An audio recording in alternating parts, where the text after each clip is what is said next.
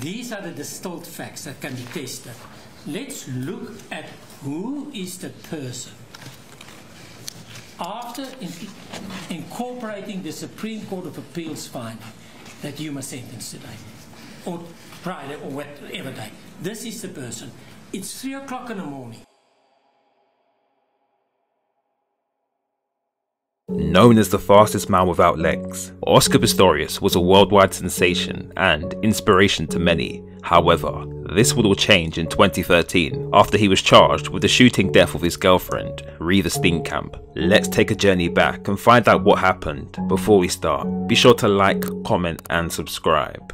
Oscar Pistorius, aka the Blade Runner, was a former para-athlete and Olympic sprinter who was born without his fibula in his lower legs, which were then later amputated at 11 months of age. Despite the setback, Oscar took up running at the age of 16, wearing a pair of flexed foot cheetahs, a lightweight carbon fiber foot, and managed to capture the gold medal in a 200-meter race at the 2004 Athens Paralympics. Following his win in Athens, Oscar competed in several races across South Africa against able-bodied athletes. His talent was undeniable, as European race organisers wanted to showcase him at their events. However, the runner's artificial legs became a source of controversy. In 2007, the IAAF decided to ban Pistorius from competing, stating that his artificial legs gave him an unfair advantage over able-bodied athletes. Oscar immediately appealed the ruling, and in May 2008, the Court of Arbitration for Sport overturned the Athletic Foundation's decision. After missing the 2008 Summer Olympic Games in Beijing, Oscar would focus his training on making the 2012 Olympic Games in London. Along the way, Oscar, nicknamed the fastest man on no legs, captured 3 gold medals at the 2011 IPC Athletic World Championships. 2 more titles followed in the 400-meter and 100-meter events at the BT Paralympics World Cup. But in spring 2012, Oscar would achieve his ultimate dream when he qualified for the 400-meter race at the London Olympics. And while he was eventually eliminated in the semi-final round, he secured his place in history by becoming the first amputee athlete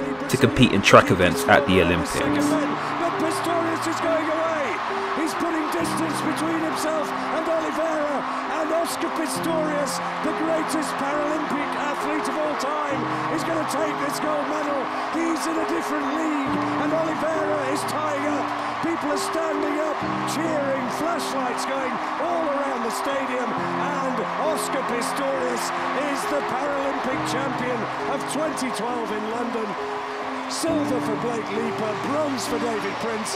Alan Oliveira pulls up, clutching his right hamstring, but that...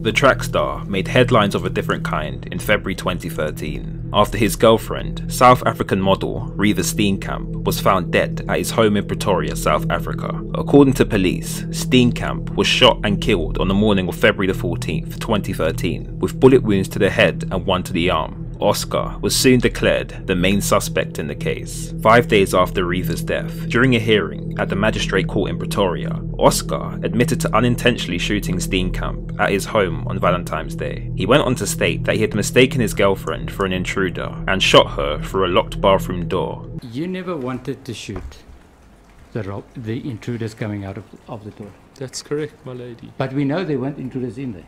That's correct, my lady. We know that Reeva was in there. That's correct, my So lady. there was no reason for you to shoot. Objectively seen, after the fact, as we stand here today, you had no reason to shoot.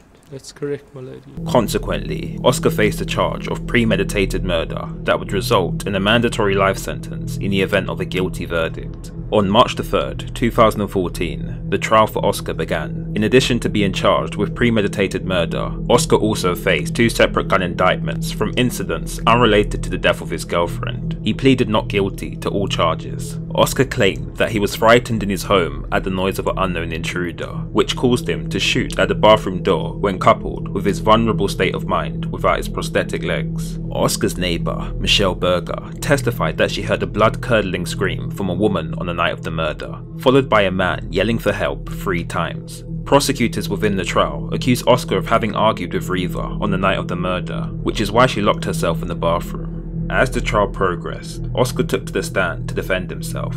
He first offered his condolences to Steenkamp's family before continuing to claim that he shot her by accident. My lady, if I may just please start off with my evidence by tendering an apology. I would like to take this opportunity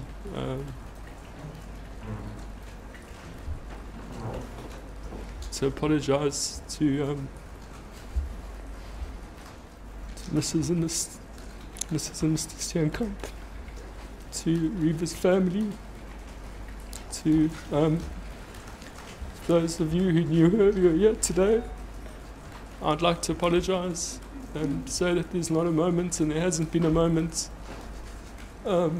since this tragedy happened, that I haven't thought about your family.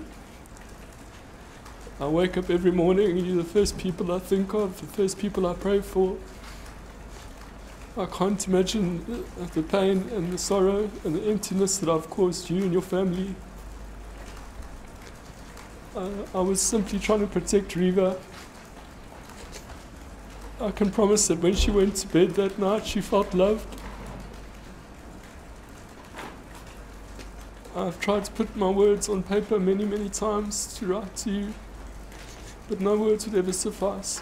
Some observers were not swayed by Oscar's show of emotion. Reports later surfaced that he had taken acting lessons before his court appearance, but Oscar denied these claims. A few weeks later in May, Oscar's lawyer called a psychiatrist to testify that Oscar suffered from a generalized anxiety disorder. This condition was introduced as a possible influence on Oscar and his deadly actions. The judge then called for another delay in the trial for Oscar to undergo a full mental health examination. On the occasions that he returned to South Africa, he reports being anxious about the high levels of violent crime in South Africa as reported by the media and as discussed within his immediate and extended family setting. He bought a firearm for his own protection. His aunt, Mrs. Binge, reports that at some stage he had a burglary at his townhouse, and this resulted in him adding extensive security measures to his property. Mr. Pistorius relates that as a professional athlete, he worked very hard to gain sponsorships in order to make a lot of money and to be financially secure, autonomy and independence being his attempt to manage his anxiety. It is my opinion, my lady, that Mr. Pistorius has an anxiety disorder. Now, you make reference to his attempt to manage his anxiety, but he's now this athlete, he's performing well. Where does the anxiety come in and how did it manifest? He was determined not to have an anxiety disorder, according to the psychological report released in late June. His trial then resumed and carried on for several more weeks before both sides presented their closing arguments. On September the 11th, Judge Masipa declared that Oscar Pistorius was not guilty of premeditated murder. However, he was later found guilty of culpable homicide, and in October, he was sentenced to 5 years in prison. On October the 19th, 2015, Oscar was released from prison and placed under house arrest and correctional supervision for 4 years. But this wouldn't be the last we'd hear from him, because by December, the top appeals court in South Africa ruled that Oscar was guilty of the first-degree murder of Reeva Steenkamp. The court believed that a misinterpretation of the laws, combined with a dismissal of circumstantial evidence, had caused prosecutors to offer the lesser charge of culpable homicide in 2014. Now on the charge of first-degree murder, the new judge, Eric Leach, stated the following. It is inconceivable that a rational person could have believed that he was entitled to fire at this person with a heavy caliber firearm without even taking that most elementary precaution of firing a warning shot, which the accused said he elected not to fire as he thought the ricochet might harm him. This constituted prima facie proof that the accused did not entertain an honest and genuine belief that he was acting lawfully, which was in no way disturbed by his vacillating and untruthful evidence in regard to his state of mind when he fired his weapon. In order to disturb the natural inference that a person intends the probable consequences of his actions, the accused was required to establish at least a factual foundation for his alleged genuine belief of an imminent attack upon him. This the accused did not do. Consequently, although frightened, the accused armed himself to shoot if there was someone in the bathroom. And when there was, he did. In doing so, he must have foreseen, and therefore did foresee, that the person he was firing at behind the door might be fatally injured. Yet he fired without having a rational or genuine fear that his life was in danger.